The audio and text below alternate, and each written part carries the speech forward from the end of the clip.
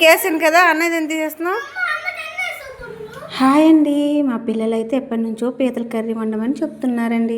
పీతలు అయితే తీసుకొచ్చేసి ఈ పీతలను అయితే చక్కగా క్లీన్ చేసి 4-5 టైమ్స్ అయితే వాష్ చేసుకున్నాను. వాష్ చేసుకున్న పీతల్లో పసుపు ఉప్పేసి కలుపుకున్న పీతలను అయితే ఒక స్పూన్ ఆయిల్ అయితే ఫ్రై చేసానండి. స్మెల్ అయితే అదిరిపోతుందండి.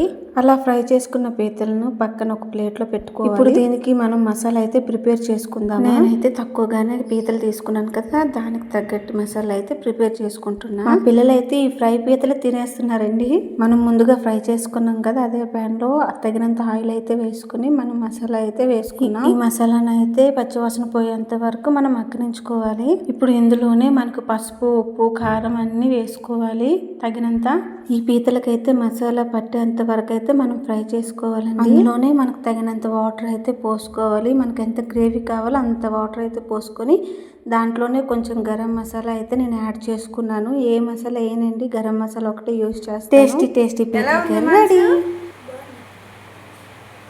మా చిన్నబ్బాయి అయితే పీతల కాళ్ళతో యుద్ధమే చేసేస్తున్నాడండి. ఎలా ఉంది భవ్యాన్స్? గ్రేవీ కోసం బాగుంది. చూడండి, కర్రీ మొత్తం ఫినిష్ చేసేసి అన్నం మాత్రం విడిచిపెట్టేశారండి ఇద్దరు పిల్లను. ఓకే అండి, బై బాయ్.